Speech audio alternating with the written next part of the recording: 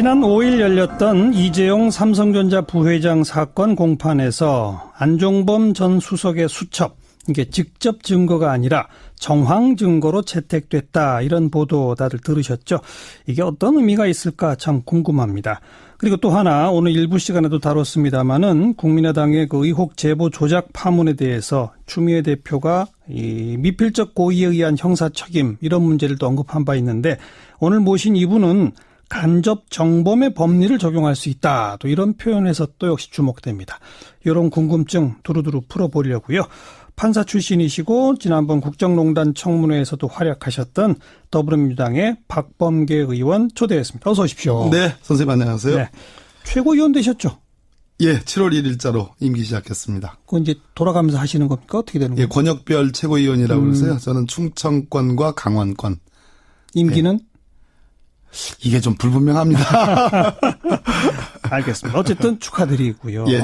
바로 궁금증을 좀 풀을게요. 네네. 직접 증거랑 정황 증거가 뭡니까? 직접 증거는 말 그대로 형사사건 같은 경우에는 범죄 사실을 직접적으로 증명할 수 있는 증거. 그러니까 뭐 마치 동어반복처럼 됐는데, 예를 들어서 살인 사건이 있다. 네. 그럼 살인하는 현장을 목격한 증인. 또는 살인하는 현장을 찍은 사진. 네. 이런 것이 이제 직접 증거가 되는 거고요. 아니면 뭐 흉기. 아니죠. 이제 그 외에 뭐 거기에 쓰여진 흉기 사진이라든지 또는 그 사람이 죽은 그 뒤에 거기 옆에 서 있는 뭐 사진이라든지 또는 그것을 봤다라는 그런 것을 뭐 봤다라는, 그러니까 그 옆에 서 있는 범인으로 지목된 사람이 옆에 서 있는 걸 봤다라는 제3자의 어떤 진술. 네. 뭐 이런 것들은 직접 증거에 반대되는 개념으로 간접 증거 혹은 뭐 정황 증거라고도 하는 겁니다. 그래요? 예. 아니, 살인 사건인데 그 흉기 사진도 정황 증거예요?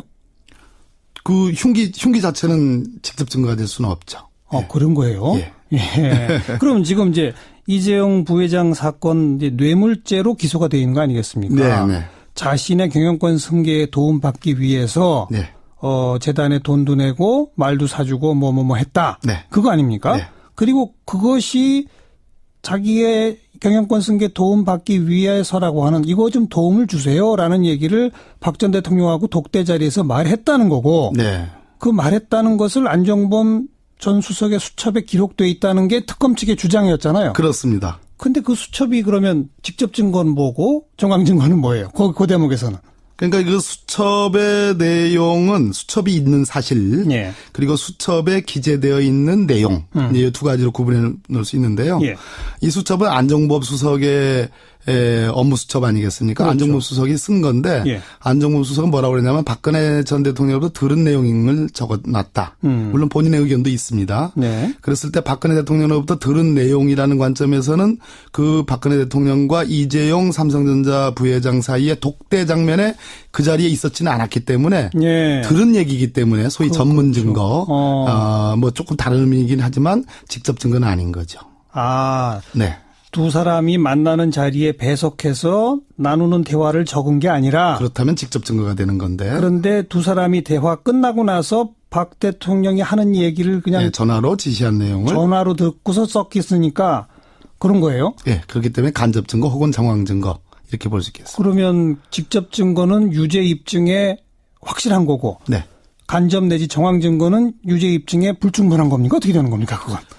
보통 간접 증거 혹은 정황 증거가 여러 개가 합쳐져 가지고 이런 걸로 미루어 봐서는, 이런 걸 종합해 봐서는 직접 증거가 요구하는 그 범죄 사실을 인정할 수 있다. 이런 그 판결문들이 많이 있습니다. 예. 그런데 이번에 제가 볼 때는 삼성의 이재용 부회장 측과 특검 측의 공방에서는 제가 보기에는 50대 50. 어느 쪽이 이기고 진 것이 아니다. 예. 어쩌면, 특검 측이 조금 더, 한 60대 40으로 유리하다고 볼 수도 있습니다. 왜냐하면 네. 삼성 측은 이 업무 수첩, 이 안종범 수석이 업무 수첩이야말로 이거는, 증거 능력이 없다. 아예 없다? 아예 없다. 위법 수집 증거다. 위법하게 수집한 증거다. 왜냐하면 검사가 이거 보좌관으로부터, 안종범 수석이 보좌관으로부터 이게 절차를 밟지 않고 압수한 거기 때문에 그런 점을 좀 강조를 했는데, 법원이 어떻든 직접 증거는 아니지만 예. 증거로서는 채택을 했어요. 예. 이러한 업무 수첩이 있고 이 내용 중에는 이러한 사실들이 기재된 거는 맞다라는 의미는 됐거든요. 예, 예. 그런 측면에서 이재용 부회장의 뇌물과 관련돼서는 그래도 영향력 있는 증거를 채택한 셈이다. 저는 그렇게 평가를 합니다. 박범계 의원도 판사 출신이시니까 네. 만약 박범계 의원이 이 사건의 판사였다고 하면 박 의원도 이 증거는 정황 증거로 판단하는 게 맞습니까? 간접 증거로? 논리상으로는 크게 불만은 없습니다. 왜냐하면 종전에 있었던 최순실의 1차 재판 결과가 나왔죠. 예. 즉 이화여대 그 업무방해 있잖아요. 부정입학. 예. 딸 정유라의 그 사건과 관련해서도 이 수첩이 이 정황 증거로 간접 정황 증거로 채택이 돼가지고 결국 유죄 인정이 됐거든요. 그렇군요. 그런 측면에서는 크게 뭐 특검이 불만을 삼을 일은 아닌 거고. 그럼 그동안 언론이 쓴 보도들이 조금 다 잘못됐군요. 이 수첩이 직접 증거로 채택되지 못했다. 정황 증거로만 채택됐다. 그래서 특검이 매우 곤혹스러워졌다. 뭐 이런 식의 보도들을 많이 봤는데 그건 아닌 건가요, 그러니까? 아주 순법리적으로 따지면 제가 지금까지 말씀드린 것이 맞는 얘기고 다만 재판부가 굳이 이 수첩의 증거 능력에 관해서 이렇게 자세하게 이거는 직접 증거가 못 됩니다. 박근혜 대통령과 이재용 부회장 사이에서 독대해가지고 부정한 청탁이 있었느냐 즉 삼성 합병과 관련된 얘기를 했었느냐라는 예. 그 독대 내용에 관한 증명은 이걸로는 못 된다라고 설명을 했거든요. 예. 그러한 설명을 굳이 할 필요가 있었느냐. 라는 불만이나 의문은 제기할 수 있습니다. 그런 측면에서는 특검이 좀 곤혹스러워진 거 아니냐라는 문제 제기도 일면적으로는 맞다. 그러나 딱 깨놓고 솔직하게 말씀드리면 삼성 입장에서는 이거 증거 능력이 없다라는 판단을 받고 싶어 했는데 그렇지는 않은 측면에서는 한 6대4, 5.5대 4.5로 그래도 특검이 좀 면을 세웠다. 방금 언급하신 판사가 구태여 그렇게 설명을 덧붙인 이유는 뭘까요, 그러면? 삼성 측이 이재용 부회장 삼성 측이 아니네요. 이재용 부회장 측이 박근혜 대통령 측도 마찬가지지만 이 안종범의 업무 수첩이야말로 이 사건에 차지하는 비중이 너무너무 크기 때문에 수사의 시작부터 시작해가지고 모든 수사의 과정들을 다 이걸 기준으로 관계자들의 진술을 받아냈거든요. 그랬죠. 그렇기 때문에 삼성 측이 이 수첩의 증거 능력에 대해서 드린 공이 엄청나게 큽니다. 많습니다. 그런 관점에서 아마 재판부는 뭐 고육지책이긴 하겠지만 그런 설명을 하지 않을 수밖에 없었다라고 보여지지만 그래도 그런 점은 조금 안 해도 그냥 증거로서 채택합니다. 다만 제한적으로 봅니다라고 해도 무난하지 않았을까. 그런 생각입니다. 지금 재판 절차가 어디까지 진행돼 있는 거죠? 앞으로 어떤 과정을 더 밟아야 되는 겁니까? 일단 이제 이재용 부회장 박근혜 전 대통령 다 피고인이기 때문에 피고인은 검사가 입증을 먼저 해야 되거든요. 그래서 검사 측이 특검 측이 불러서 조사한 사람들의 증거 능력을 확보하기 위해서 증인으로 다 신청합니다. 그러니까 조서의 증거 능력을 확보하고. 며칠 전 1박 2일까지 한 안종범 전 수석도 특검이 부른 증인인 거죠. 그렇습니다. 그래서 검찰 측 증인들 증인신문이 다 끝나면 이제 우리는 입증할 만큼 다 입증했다. 그러면 이제 피고인 측으로 넘어갑니다. 변호인 측에서? 변호인 측에서 이제 이재용 부회장 측에 반대 증인들을 채택을 해서 그 증인신문이 끝나면 최종적으로는 뭐 이 부회장의 뭐 최종 피고인 신문. 피고인 직접 신문이 남아있는 거게 됩니다. 이재용 부회장 측 변호인이 변호인 측 증인을 몇 명이나 부를지 모르는 거 아닙니까?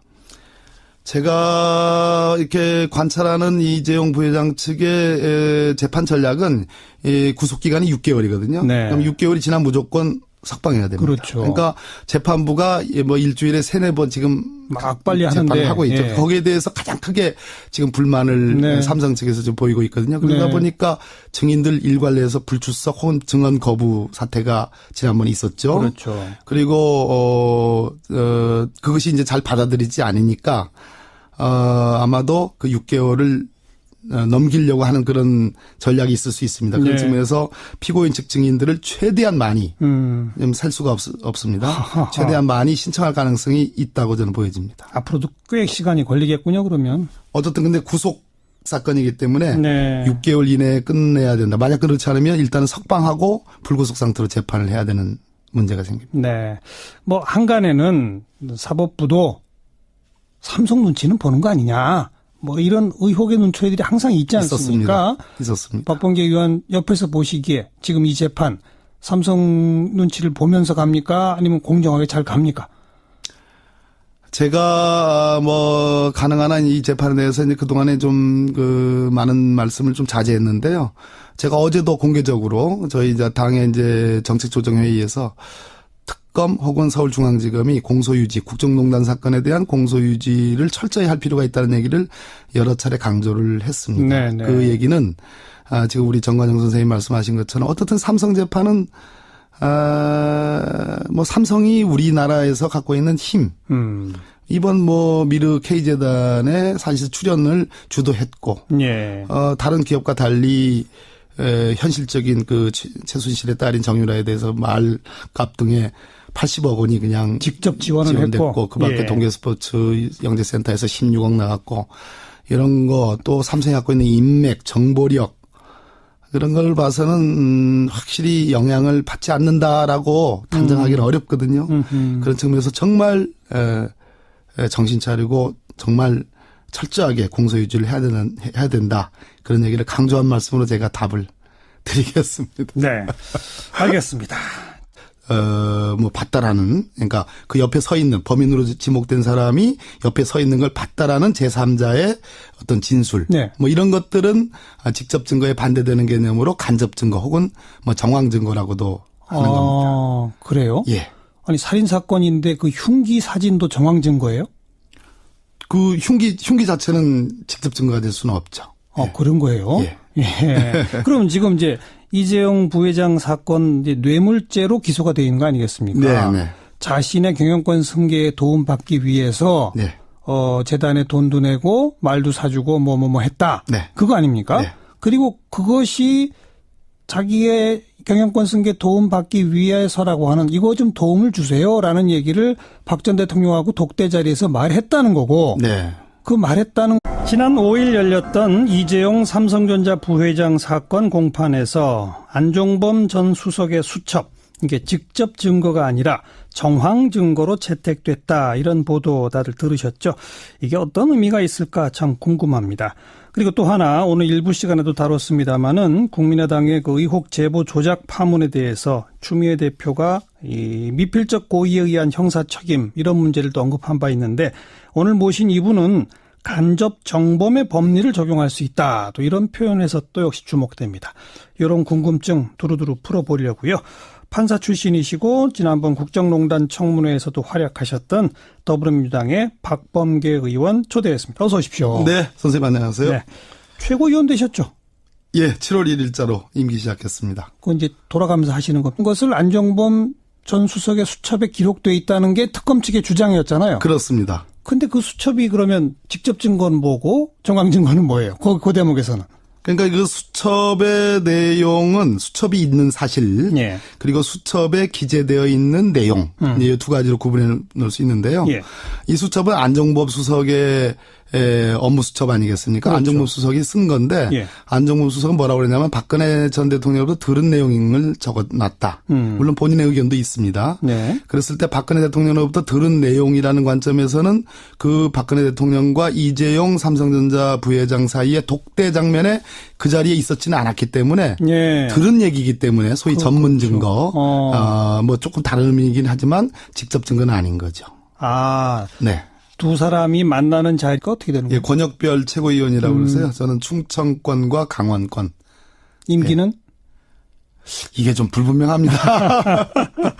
알겠습니다. 어쨌든 축하드리고요. 예. 바로 궁금증을 좀 풀을게요. 네네. 직접 증거랑 정황 증거가 뭡니까?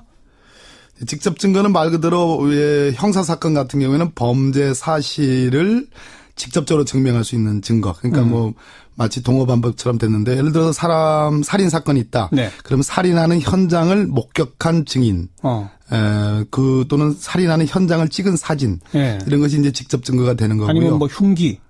아니죠. 이제 그 외에 뭐 거기에 쓰여진 흉기 사진이라든지 또는 그 사람이 죽은 그 뒤에 그 옆에 서 있는 뭐 사진이라든지 또는 그것을 봤다라는 그런 것을 이에 배석해서 나누는 대화를 적은 게 아니라 그렇다면 직접 증거가 되는 건데. 그런데 두 사람이 대화 끝나고 나서 박 대통령이 하는 얘기를 그냥 예, 전화로 지시한 내용을 전화로 듣고서 썩혔으니까 그런 거예요? 예, 그렇기 때문에 간접 증거 혹은 정황 증거 이렇게 볼 수 있겠습니다. 그러면 직접 증거는 유죄 입증에 확실한 거고 네.